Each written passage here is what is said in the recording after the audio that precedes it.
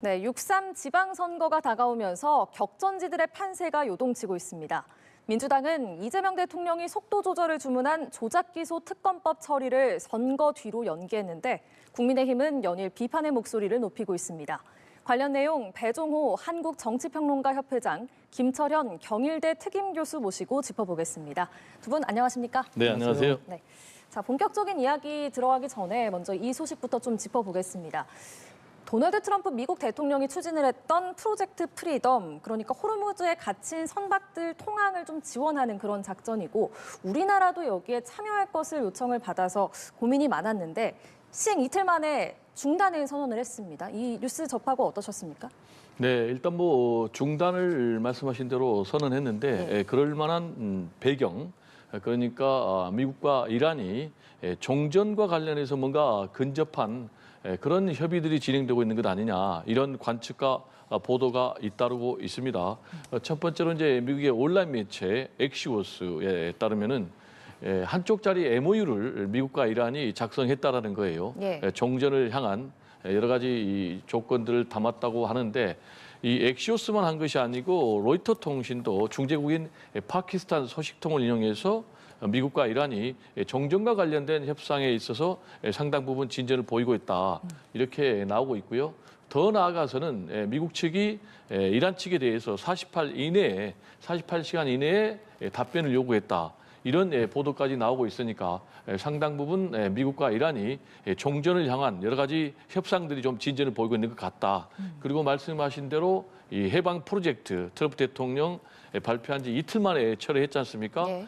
그렇게 됨으로 인해서 이제 우리도 상당히 좀 곤란한 입장에 처했는데 거기로부터 좀 자유로워진 그런 이제 좋은 소식도 들리고 있고요. 이 MOU 아직 확인되지 않고 있지만 여러 가지 보도에 따르면은 일단 첫 번째로 이란이 핵농축 유예를 약속을 했다라는 내용이 담겨 있다라는 이제 보도가 있고요. 그리고 두 번째로는 이와 관련해서 미국이 대이란 제재를 해제를 했다. 그리고 또 동시에 수십억 달러 규모의 이란 자금을 동결을 지금 하고 있는데 이것도 일부 미국이 해제해 주기로 했다라는 얘기도 들리고 있어요. 그리고 호르무즈 해협에 있어서 이 통행, 이 봉쇄를 미국과 이란이 동시에 또 해제하기로 했다라는 이제 그런 소식도 들리고 있고요.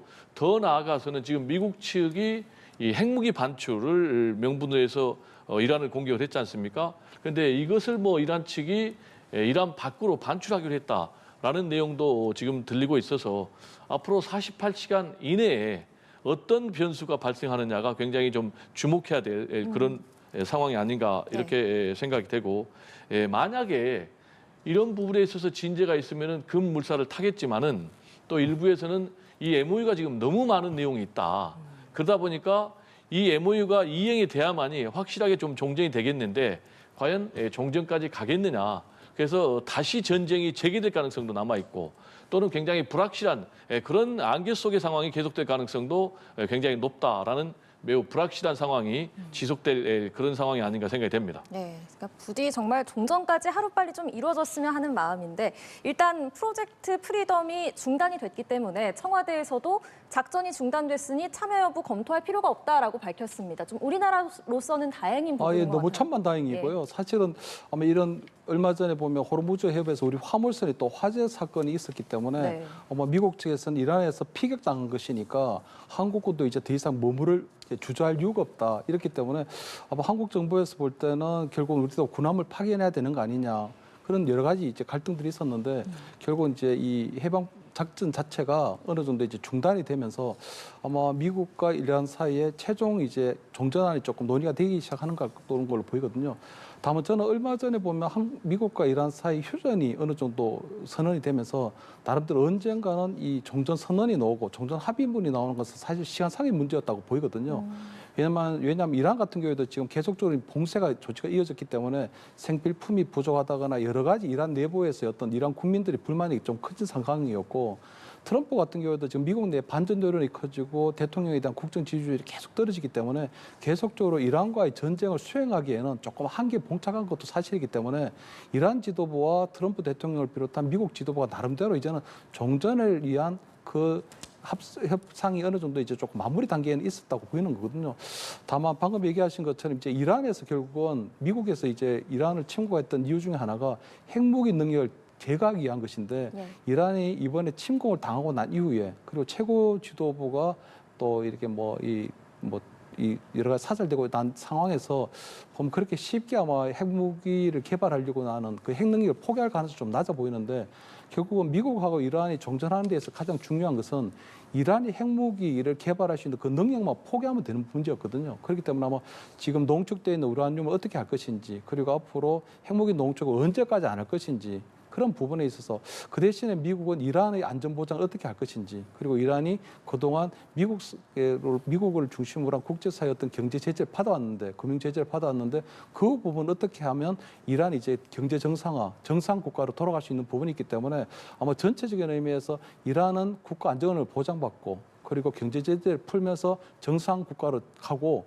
아마 이란은 나름대로 어떤 이란 핵무기를 개발하는 능력을 포기하는 쪽으로 큰 형태의 어떤 빅딜이 이루어질 가능성이 이제 나오지 않겠나 이런 전망이 됩니다.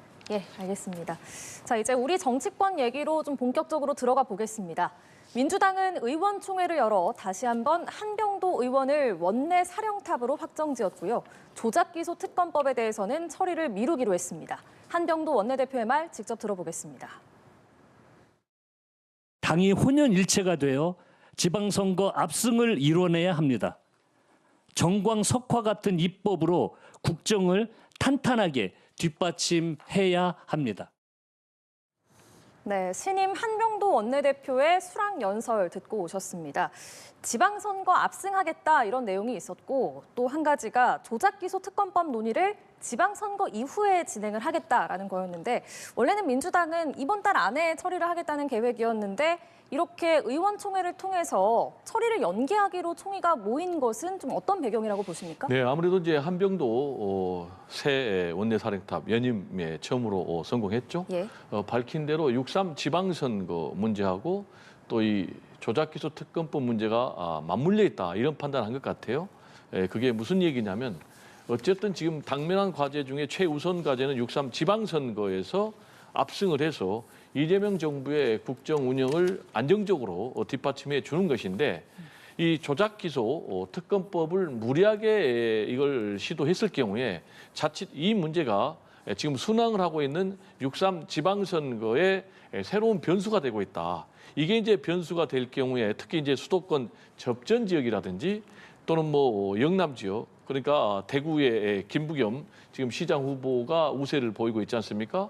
그리고 또 뭐 부산, 울산, 경남 여기서도 지금 민주당 후보들이 우세를 보이고 있는데 이 조작기소 특검법을 가지고 국민의힘이 대대적으로 여론몰이에 나설 경우에 지금 그러지 않아도 전체적으로 선거일이 다가오면서 이 민주당과 국민의힘 후보의 지지율 격차가 좁혀들고 있는데 이게 좀 위험한 상황으로까지 갈 수 있다. 이런 판단을 하고 있는 것 같아요. 그러다 보니까 일단 청와대에서도 일단 교통정리에 나섰고 이 원칙적으로는 이 조작기소 특검법이 필요하다.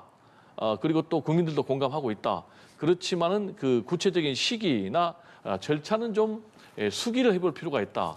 즉 좀 풀어서 얘기를 하면은 아무래도 6.3 지방선거 전에는 하지 않는 것이 좋겠다. 좀 속도를 조절하는 게 좋겠다. 이런 입장으로 해석이 되고요.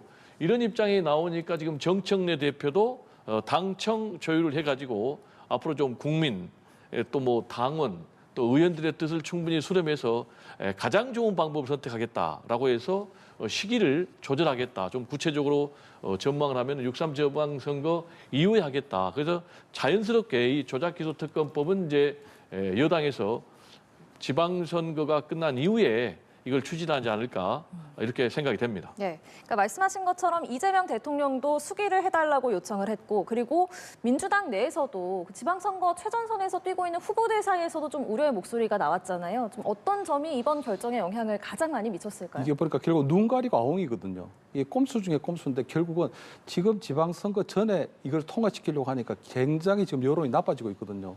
특히 아마 대구 경북을 비롯한 영남권의 분위기가 좀 심상찮은 게 아마 그동안은 보면 방금 얘기하신 것처럼 아마 김부겸 대구시장 후보가 상당히 조금 앞서 나가고 있었고, 김부겸 후보가 내세웠던 부분은 대구 경제를 회생시키자, 민주당 후보를 찍으면 대구 경제가 회생된다는 것이었는데, 지금 최근에 보면은 이 공소취소 특검법이 발의되고 이것이 추진된다고 하니까 지금 대구 민심이 완전 바뀌었거든요. 대구 민심, TK 민심 같은 거 좀 주의 깊게 봐야 되는 게 보면, 한국 전쟁 당시에 우리가 낙동강 전투라고 해서 그래도 대구 경북에서 중심이 되어서 낙동강 전투에서 막아냈기 때문에 대한민국을 지켜내었다는 그 굉장한 자부심을 갖고 있는 분들인데, 네. 아마 김부겸 후보가 지금 저렇게 대구 경제 회생할 때는 그동안 여기에 굉장히 솔깃했었는데, 지금 대통령과 관련된, 대통령의 재판과 관련된, 대통령의 범죄와 관련된 이 부분을 대통령이 임명한 검사가 공소 취소할 수 있다. 이렇게 되면 한국의 사법 질서가 완전히 파괴된다 하는 이런 부분에 있어서 TK 어떤 주민들이 굉장히 이 부분에 서 분노하고 있는 부분이 있거든요. 특히 대구 경북을 비롯해서 영남 전체 어떤 보수 집계를 어떤 신호탄으로도 읽힐 수 있는 부분이 있기 때문에, 아마 지금 민주당에서 볼 때, 그리고 대통령이 볼 때도 이제 특검은 필요하지만 속도만 좀 조절하자. 결국은 뭐냐, 이 공소취소 특검법을 추진하겠다는 그 의지는 그대로 있는 거거든요. 지방선거로 늦출 뿐이지. 그러니까 이번 지방선거에 악재가 되지 않도록 관리만 하겠다는 거기 때문에 본질은 하나도 바뀌지 않는 부분이 있는 거거든요. 그렇기 때문에 아마 저는 지금부터 볼 때도 저는 보수층에서도 이 부분에 대해서 굉장히 이제 좀 관심을 갖고 여기에 대한 역풍이 불 가능성이 높다. 이 법안은 근본적으로 잘못된 거예요. 대통령의 범죄, 대통령 재판에 관련된 부분에 있어서 대통령의 재판은 원래 얼음땡이라고 해가지고요. 절대로 건드리면 안 되는 부분인데, 지금 대통령의 재판을 대통령이 임명한 특별검사가 조사해보고 필요하다면 공소 취소할 수 있다는 부분이 있고, 특히 아마 대법원에서 유죄 취지로 파기환송된 그 공직선거법에 대해서는 형사소송법을 개정해서라도 또 공소 취소를 하겠다고 하는 의지를 보이고 있기 때문에, 이렇게 되면 완전히 헌법 질서가 파괴되는 부분이거든요. 그렇기 때문에 저는 이 부분에 있어서는 속도만 늦출 뿐이지, 이번 지방선거 전에 하지 않고 속도만 늦출 뿐이지, 그냥 이거는 사실은 국민을 속이는 거랑 마찬가지거든요. 그런 부분에 있어서 아마 저는 이제 뭐 이 범보수권, 특히 뭐 어제 보면은 우리 국민의힘의 서울 광역단체장을 비롯한 우리 뭐 개혁신당의 광역단체장 후보들이 함께 이제 공동행동을 하기로 모색하기로 했는데, 이러한 부분들 굉장히 이제 범보수 정에서 반 이재명 어떤 보수 연대라든가 보수 결집의 어떤 그런 부분이 생기지 않을까 이렇게는 보입니다. 네. 지금 이제 조작기소 특검법의 본질에 대해서 좀 호도를 하면 안 되겠는데요. 조작기소 특검법의 본질은 뭐냐면, 조작기소가 있었느냐 없었느냐, 만약에 있었다면 어떻게 할 거냐, 진상을 철저하게 규명해서 조작기소, 조작수사를 한 검사들에 대해서, 관련자들에 대해서는 처벌해야 된다. 그렇게 해야만이 재발을 방지할 수 있다. 그리고 또 억울한 피해자를 막을 수 있다라는 것이 본질이거든요. 그렇다면은 여기에 대해서 자연스럽게 그 다음에 나온 게, 억울하게 조작 수사를 해가지고 조작 기소를 당했다면 이걸 공소 취소를 하는 게 당연한 절차고 귀결이에요. 그런데 지금 국민의힘에서는 대통령을 완전히 범죄자로 몰아가가지고 전제를 해가지고 지금 재판이 진행 중인데도 불구하고, 그런데도 범죄자로 낙인을 찍고, 그리고 이 범죄자 대통령의 이 죄를 지우기 위한, 세탁하기 위한 이 공소 취소가 목적이다라고 얘기하는데, 그건 아니다. 그럼 다시 돌아와서 공소 취소가 이 조작 기소와 조작 수사가 있었느냐 없었느냐, 이 부분과 관련해서는 국정조사를 했단 말이에요. 그리고 이 국정조사에서는 국민의힘도 참여를 했어요.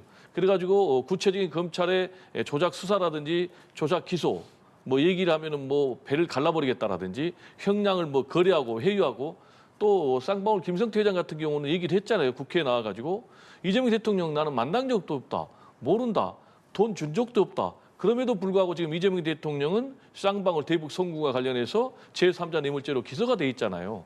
그러면 이런 부분을 그대로 놔두는 것이 과연 사법 질서를 보호하는 것이냐, 아니면 사법 질서를 파괴하는 것이냐.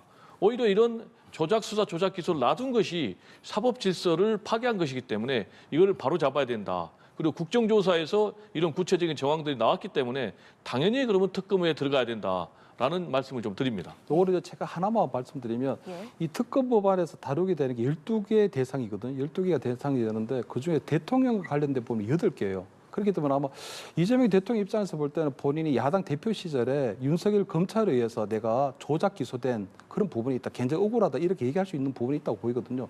다만 이 부분을 처리하는 데서 어떻게 할 것인지, 이 부분에 어떻게 해야지 정치적 오해를 불러일으키지 않을 수 있는지, 이런 부분들을 심사숙고해야 되는데, 대통령이 임명하는 특별검사 이 부분을 조사하게 되면 당연히 대통령의 어떤 죄를 좀 무마시키기 위한 그런 정치도 오히려 불러일으킬 수 있는 부분이 있거든요. 그렇기 때문에 대통령과 관련된 범죄이기 때문에 대통령과 관련된 재판이기 때문에 대통령 퇴임 이후에 새 정부에서 새 대통령이 임명한 특별검사가 하는 부분이 맞지 않느냐 하는 이런 부분을 말씀드리는 거고, 두 번째는 지금 자꾸 얘기하실 때 조작기소 그 국정조사에서 많은 부분이 드러났다고 하는데 가장 중요한 그 대북 송금과 관련해서는 김성태 전 회장이 나와가지고 여러 회 술 파티는 없었다는 부분을 분명히 했고요.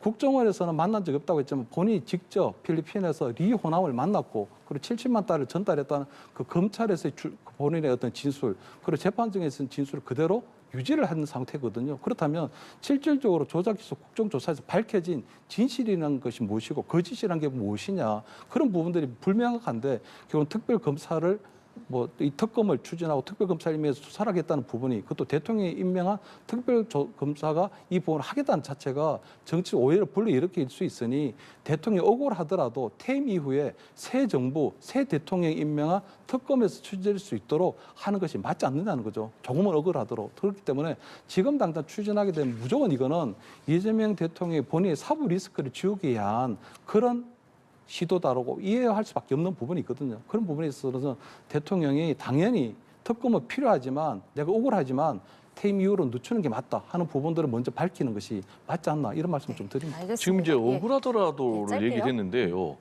우리가 법치주의 국가 아닙니까? 그러면 법에 따라서 수사와 기소가 이루어져야 되는데 부당하게 수사와 기소가 이루어졌다면 이걸 바로 잡아야죠. 그게 제대로 된 법치주의 국가죠.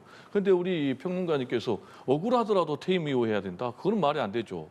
그러면은 뭐 일반인 같은 경우는 억울한 일이 없도록 바로 잡아야 되고, 대통령이니까 억울한 일을 참아라. 그거는 전혀 논리적으로 맞지 않고, 방금 말씀하신 대로 특검 수사 대상, 이 특검법에 따르면 12개 사건 중에 8개 사건이 이재명 대통령과 관련이 돼 있습니다.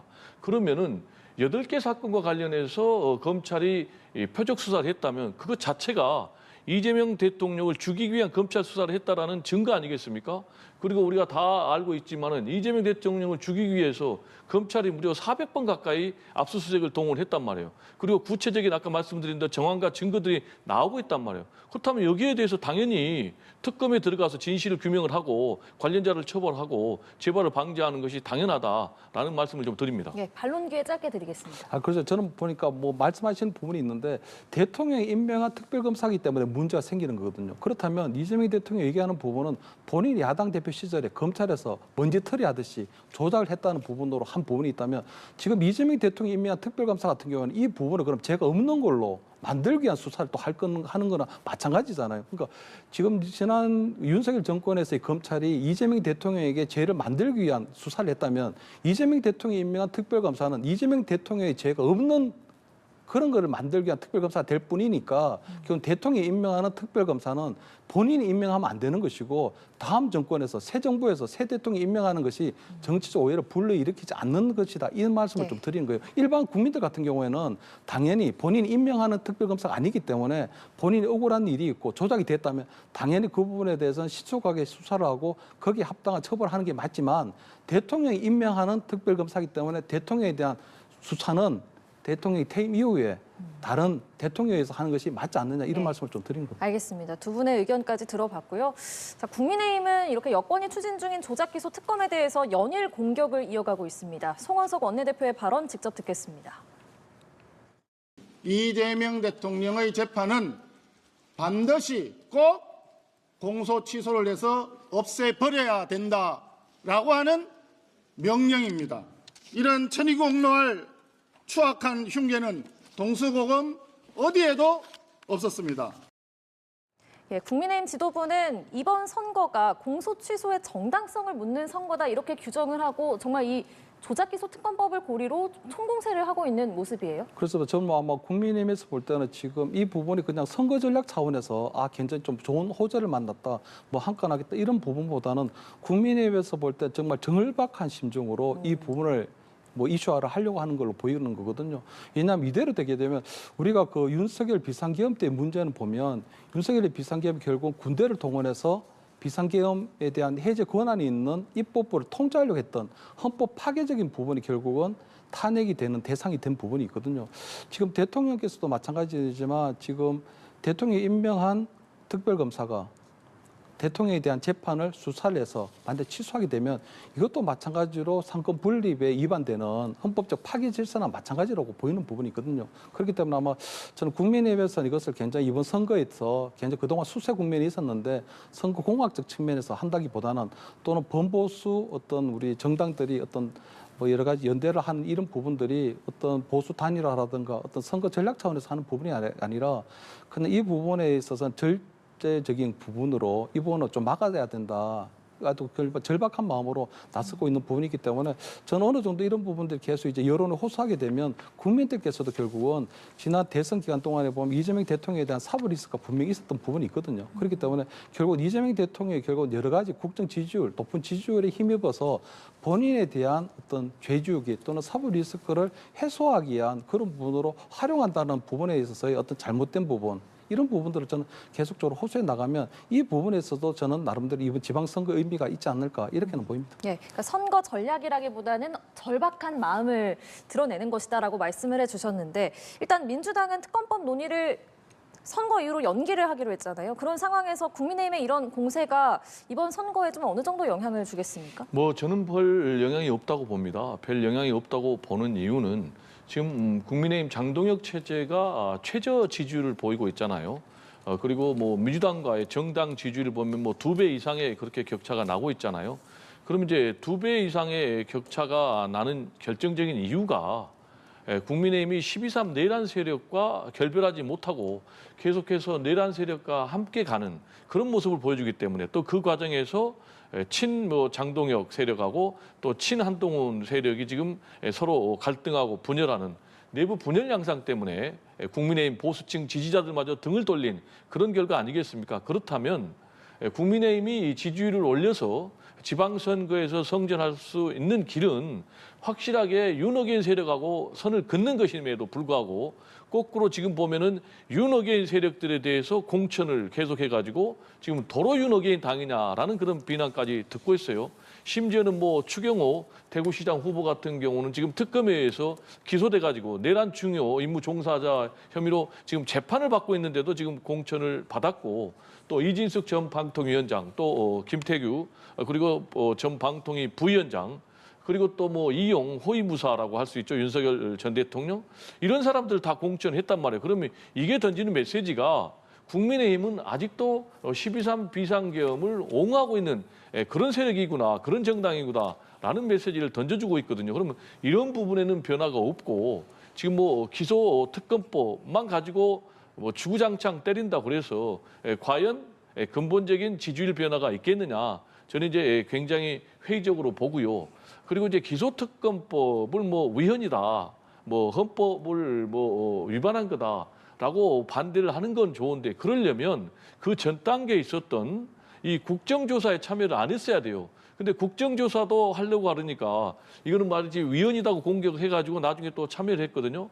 그리고 지금 특검과 관련해서도 저는 당연히 그러면 국정조사 관련해가지고 여러 가지 조작 기소라든지 조작 수사 이런 부분이 있었다면 특검에 들어가는 게 맞는 수순이에요. 그러면 특검이 어떤 수사 결과 내놓을지는 모르는 거예요. 조작 기소나 조작 수사가 없었다라는 결론 내놓을 수도 있고 있었다라는 결론도 내놓을 수가 있는 거예요. 그런데 만약에 조작 수사, 조작 기소가 없었다면 국민의힘 주장이 맞는 거예요. 그렇지만은 있었다면은 이게 민주당 주장이 설득력이 있는 것이고 관련자 처벌해야 되는 것이고 공소도 취소해야 되는 거예요. 그런데 특검 수사가 나오기도 전에 지금 국민의힘에서 반대를 하는 것은 오히려 도둑이 재발 저리는 격이다. 만약에 당당해서 조작 기소나 조작 수사가 없었다면 제가 국민의힘 장동혁 대표라면 오케이 특검해라. 그래서 진실을 밝히자. 이렇게 해야 되는데 지금 정반대로 나오고 있잖아요. 그래서 이건 뭐 선거를 앞둔 전략적인 그런 이제 정치 공세인데 그렇게 저는 큰 파괴력이 없을 것이다 이렇게 전망을 합니다. 네, 배종호 협회장님 말씀 나온 김에 좀 김철원 교수께도 여쭤볼게요. 그 민주당에서는 이제 국민의힘의 윤어게인 공천이다 이렇게 공세를 펴고 있는데 오늘 이용 후보가 국민의힘 한안갑 이용 후보가 기자회견을 했는데 울먹이면서 비상계엄 사태에 대해서 사과를 했습니다. 이 사과 어떻게 보셨습니까? 그렇죠. 뭐 계엄에 대한 비상계엄에 대한 사과라든가 탄핵에 대한 이 부분에 있어서는 국민의힘에서 여러 차례 그 입장을 밝혀왔거든요. 계엄에 대해서는 국민 앞에 사과하고 탄핵에 대해서 겸하게 수용하는 부분이었는데 다만 장동혁 대표가 지금 내란 혐의로 재판을 받고 있는 윤석열 전 대통령에 대한 1심 어떤 선고가 나왔는데도 불구하고 그 부분에 대해서 절연하지 않고 그 부분을 수용하지 않는 태도가 보였기 때문에 지금 민주당에서 얘기하는 그 내란 어떤 프레임에 지금 국민의힘이 옴짝달싹 못하고 있는 그런 상황으로 보이거든요. 저는 이용 후보 같은 경우는 지금 보면 사과는 하긴 했지만 윤석열 전 대통령의 대선 캠프 때 수행실장을 역임했는데 저분 같은 경우는 눈물을 흘렸지만 윤석열 전 대통령과의 관계를 부정하지는 않았거든요. 그렇다면 이 부분은 조금 한계가 있는 거 아니냐. 다만 저는 민주당에서 얘기하는 윤어게인 공천이라고 하는 부분은 조금 저는 좀 달리 보는 게 윤어게인 공천이라고 하면 적어도 비상계엄에 찬성을 했거나 헌법재판소에서 탄핵 결정이 내려졌는데도 불구하고 그 부분을 인정하지 않거나 또는 윤석열 전 대통령과의 정치적 관계를 부정하는 경우에는 그거는 윤어게인이라고 할 수 있지만 사실 그 윤석열 전 대통령이 대선 후보 시절에 대선 캠프에서 일했거나 또는 윤석열의 행정부에서 장관이라든가 방송통신위원장을 했거나 또는 윤석열 전 대통령 어떤 대통령실에서 비서실장을 했거나 이런 부분들은 윤어게인이라 하기보다는 차라리 친윤에 좀 가까운 부분이 있거든요. 어떻게 보면 윤어게인과 친윤은 조금 구분이 돼야 되는데 민주당 같은 경우에는 이번 지방선거에서 계속적으로 윤어게인이라는 프레임으로 좀 묶으려고 하는 것 같아요. 그런데 사실은 조금 친윤하고 윤어게인은 좀 구별이 돼야 되거든요. 윤어게인 같은 경우에는 윤석열 전 대통령이 이제 무죄가 되어서 다시 권자로 돌아올 것이다 하는 부분이고 친윤 같은 경우는 과거 윤석열 정부 때 일했던 사람들로 구성이 됐기 때문에 이분들이 그냥 간접적으로 우회적으로 윤석열 전 대통령의 비상계엄을 막지 못했다는 그런 간접적인 책임이 있을지 모르지만 실질적으로 윤어게인 세력은 아니거든요. 예를 들어 저는 정진석 아마 그 전 대통령 비서실장에 대해서도 지금 당에서 굉장히 고민을 많이 하고 있는데 정진석 전 비서실장 같은 경우에도 윤석열이 비상계엄 때 초대받지 못했거든요. 그때 본인이 비서실장인데도 불구하고 비상계엄 국무회의가 열리는 그 자리에 참석하지 못했다는 건 윤석열 전 대통령 입장에서는 정진석 전 실장이 그래도 굉장히 국회의원을 오래 했기 때문에 정무적 판단으로 이 비상계엄을 반대했을 가능성이 높다. 그렇기 때문에 정 전 실장을 참석하지 못하도록 했을 가능성이 크거든요. 그렇다면 정 전 실장 같은 경우는 이 비상계엄을 막지는 못했지만 적어도 윤 전 대통령이 정 전 실장을 나름대로 경계했다는 걸 봐서는 어느 정도 책임은 있지만 윤어게인 세력이라고 할 수 없거든요.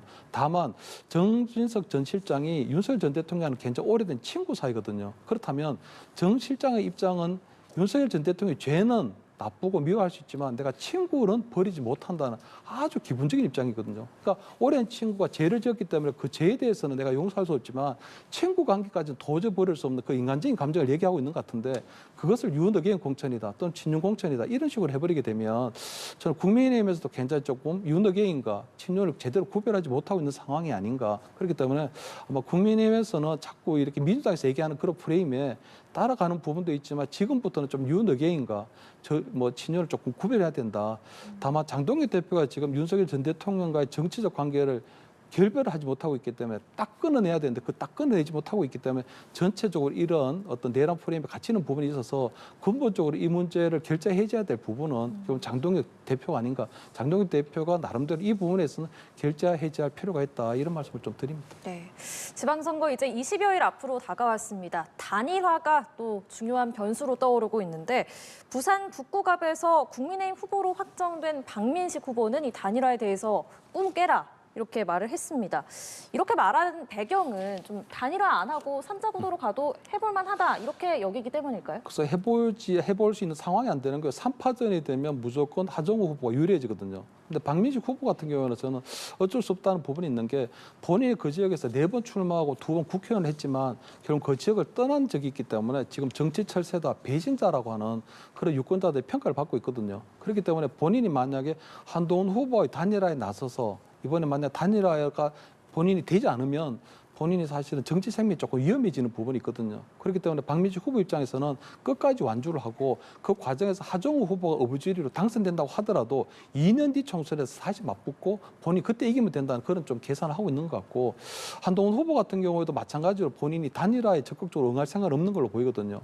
왜냐하면 한동훈 후보도 정치 입문할 당시에 여의도 문법대로 하지 않겠다. 그리고 정치공학적인 선거공학적인 단일화를 하지 않겠다고 했는데 막판이라도 어떤 형태로든지 본인이 조금 불리하니까 유불리에 따라서 약 후보 단일화 하게 되면 그런 부분에서도 본인이 그동안 내뱉었던 어떤 보수의 가치 또는 어떤 정치를 하는 이유 이런 것들하고도 조금 배치가 되는 부분이 있기 때문에 한동훈 후보 입장에서도 적극적으로 단일화에 나서지 않을 가능성이 높거든요. 다만 최근에 여론조사를 보니까 한동훈 후보에 대한 바람은 조금 감지가 되고 있거든요. 나름대로 탄력이 좀 붙고 있는 부분도 있고 아직까지는 박민식 후보가 기존에 있는 어떤 국민의힘 당원들의 어떤 지지를 받아서 나름대로 버티고 있긴 하지만 나름대로 한동훈 후보의 어떤 바람이 불고 앞으로 계속 올라가게 된다면 박민식 후보에 대한 사표 심리가 분명히 작동할 가능성도 굉장히 커 보이거든요. 그렇다면 나름대로 한동훈 대 하정우 이렇게 양강 구도가 만들어지게 된다면 나름대로 선거전이 본격화되면서 조금 맞붙어 볼 그런 부분이 있지 않을까 이렇게는 보입니다. 네, 그러니까 박민식 후보가 이렇게 단일화의 선을 그을 수 있는 배경이 민주당 하정우 후보에게 사실 요즘에 좀 잇따른 악재가 있었잖아요. 악수 논란도 있었고 오빠 호칭 논란도 있었고 이런 지점 때문에 좀 해볼 만하다 이런 판단이 섰을 수도 있을까요? 그런 판단은 아닌 것 같고요. 방금 말씀하신 손털기 악수 문제라든지 오빠 발언이라든지 이런 거는 이제 지엽적인 거고 본질적인 문제는 아니고요. 여론조사 결과를 봐도 큰 흐름이 이제 하정우 후보가 선두를 달리고 있고 그리고 박민식 후보, 한동훈 후보가 2, 3위를 엎치락뒤치락하는 이제 그런 양상. 이 여론조사 양상대로 계속 간다면은 하정우 후보가 어부지리하는 그런 선거 결과로 귀결될 가능성이 굉장히 높은데 문제는 이런 상황에서 왜 한동훈 후보 그리고 또 박민식 후보는 서로 단일화를 안 한다고 하느냐. 네. 지금 단일화를 안 하면은 지금 서로 패배하는 게 분명하거든요. 그럼 왜 안 하느냐? 그러면 제가 볼 때는 지방선거 이후의 셈법에 지금 자기 셈법에 갇혀 있다. 저는 이렇게 봅니다. 그게 무슨 얘기냐면 한동훈 후보 같은 경우는 만약에 단일화를 해가지고 본인이 패배해서 출마하게 되면 정치적인 미래는 없다. 그렇지만은 끝까지 완주를 하게 되면 설령 당선이 되지 않더라도 앞으로 보수 재편 과정에서 일단 6장 지방선거 이후에 장동혁 대표는 책임론으로 사퇴하게 되고 자기에게 기회가 올 수 있다. 라면서 이제 6.3 지방선거 이후를 지금 노리고 가고 있기 때문에 절대 단일화는 없다. 이런 입장이고 박민식 후보 같은 경우도 설령 3자 구도로 해가지고 패배할지라도 한동훈 전 대표도 떨어지게 되면 결국은 한동훈 후보는 앞으로 정치적인 미래가 없다. 그러면 그 과정에서 자신에게 기회가 올 수 있다. 이런 판단하는 것 같아요. 그렇다면 결론은 결국은 동상이몽 속에서 두 사람 다 공멸할 것이다. 그리고 이 사람들이 생각하는 그런 셈법보다는 제가 볼 때는 두 사람 모두 다 만약에 6.3 지방선거 이후에 이 지역구도 패배를 하고 부산, 울산, 경남 전체가 패배를 한다면은 두 사람 모두 정치적인 심판에 직면할 것이다. 저는 그렇게 전망을 합니다. 네, 알겠습니다. 오늘 두 분 말씀은 여기까지 듣도록 하겠습니다. 지금까지 배종호 한국정치평론가협회장, 김철현 경일대 특임교수 두 분과 함께했습니다. 고맙습니다. 네, 감사합니다.